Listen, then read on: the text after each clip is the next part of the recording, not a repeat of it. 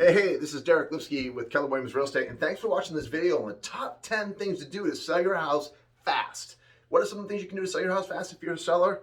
Well, there's lots of different things you can do, obviously, as you imagine, and everything comes down to price, right? Price determines if you want to, replace basically the whole house, or do you want to just do certain things to make it go. And again, it depends on what your goals are.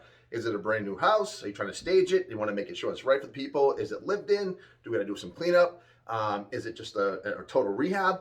Like in every situation, there's a couple things you can do differently. In this example, we're talking about just a house in general. Say you lived in it. What can you do to get it going fast? And I don't mean watching HGTV and taking every picture down off the wall and putting a sunflower in the bathtub with a candle in the middle of it and there's mood music going on. That stuff's nice. I don't know how realistic it is, but it's nice. So these tips are about something I'm going to give you 20 years in the business.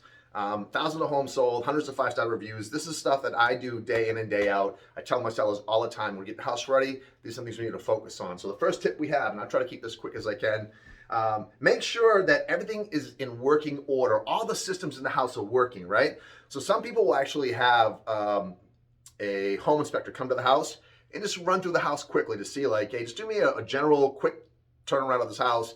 I don't know if I need a full-blown inspection. Maybe you do get a full-blown inspection. Find out what the problems are going to be. Is there a leaky roof? Is there leaky pipes? Is there corrosion on the pipes? Do I have radon? Is there lead paint in the house? Is there termites, asbestos? Just go through the house a little bit. Find out what the problems are going to be, what could come up during inspection, and try to address as much of those as possible. And make sure everything is working. The heat works, electricity works, the appliances work. If stuff doesn't work, you're going to have to swap that stuff out and make sure that it does work. Add a fresh coat of paint, number 2. This makes a huge difference, right? Especially if you have a smoker in the house or animals. Their stink gets kind of stuck to the wall a little bit. So you can tell when someone has a house that's smoked in it or has animals or just funky, So make sure you put a fresh coat of paint up. Take everything down, paint the house. If you can do a fresh coat of paint throughout the entire house, it just shows better. It smells like new house, and it's going to be a lot more vibrant and bright. It's going to show a little bit better, especially if you go neutral with everything. It just makes it what people are looking for. Number 3, flooring. Resand and poly the floors if you have hardwood floors, or if you have carpet, think about taking the old carpet out and putting new carpet down. People don't want old carpet. They don't want chores. In this market, if they're paying top dollar, and most people that want to sell for top dollar, not if that's you, right? So you want to make sure that you have your house up to selling speed, right? So if you want top dollar, people don't want projects. They want to come in there and buy it and move in. So part of that is getting the old carpet out and putting some new carpet down, or having someone go in there, sand everything down, poly it, get it shiny again. So when people walk in, now they smell the poly, now they smell the fresh paint, now they smell the updated appliances, if there is any, the systems are working, or whatever that is. It's showing, you see the picture we're starting to get? It's showing better. Kitchens and baths. If you guys got to throw any money into a house anywhere, 100% of the time, you want to do kitchens and baths. That's what people look at every day. It's one of the first things that people are drawn to, is it to have to be updated. Now, you don't always have to put in new cabinets in your kitchen. You can simply paint them white, change the handles, and throw in some countertops, and it looks like a brand new kitchen. You can swap everything out, and same thing in the bathroom. And there's certain things you can do to save money to make it look new again, right? You can have the porcelain tub reglazed so it looks like it's white again, like brand new, without replacing everything. I'm not saying you have to spend a ton of dough, but if you're going to invest money in the house, that's where you always want to go. Number 5, curb appeal.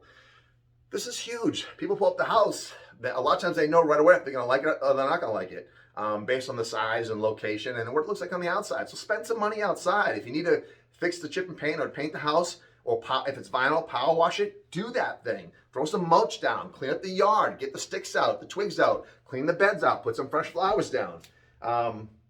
Driveways, reseal your driveway. That's $200 to seal a driveway, but it looks like a brand new driveway.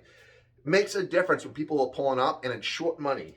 6, have it cleaned weekly. While it's on the market, have it cleaned. Clean it yourself too. When it's not being cleaned, keep it clean the entire time. I know it's hard if you have animals and kids and people running around and there's dogs drooling and cats and there's a cat box and there's plugins everywhere, right? Never burn candles, always put plugins. It's less evasive.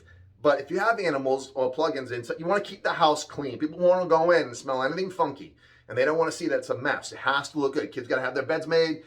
Stuff's got to get picked up. The bathroom can't have hosiery or stuff hanging on the shower stall there. So you want to make sure that everything is in order. It looks clean. It looks good. Number 7, make it accessible to the buyers that are out there. So what does that mean? I mean, be ready for a showing at any time. Always have the house available to qualified buyers, right?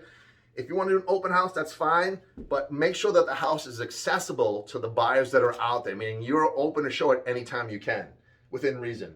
Number 8, talk to agents and make sure the price is right. Don't overprice the house. If you overprice the house, it's going to sit there, get stale, it's going to have to reduce for more later, and it just isn't going to sell.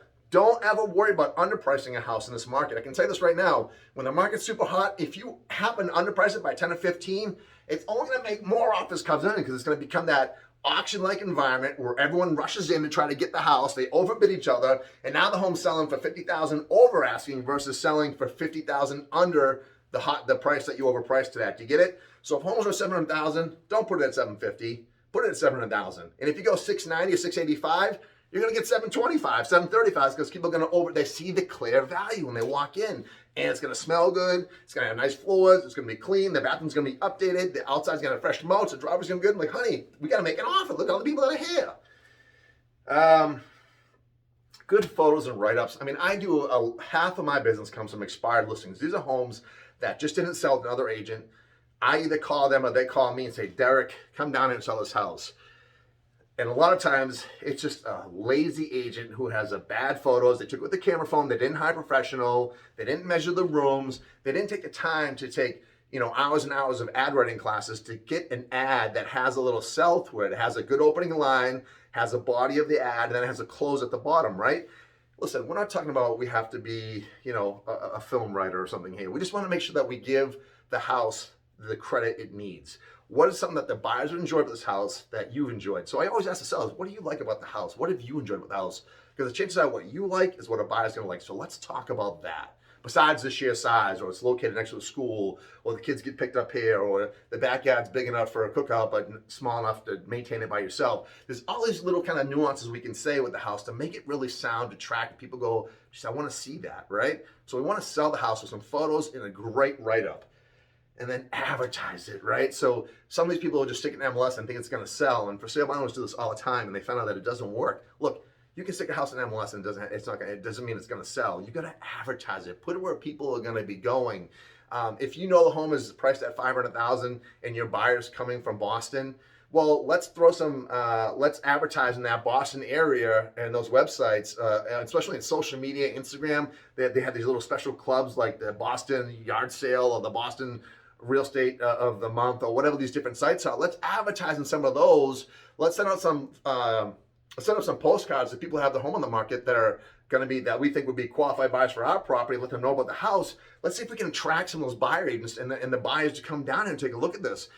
These are all little nuances that we do, that realtors do day to day, at least I do day to day, to try to grab the right buyer. So we want to find out who we think is going to buy your home, and then target that market, who we think that buyer is going to be, and then really just try to get that in all the spots where they see it, right? So there's all these different tricks you can do now. If you guys have ever been on Google and you said Breadbox, and the next 5 weeks you get pictures of Breadbox on Facebook and YouTube and everything, that's because the pixel's coming after you. It captured your information, now it's tracking you. We can do the same thing, and realtors can do the same thing. Well, some of them can, the people that know how to do that.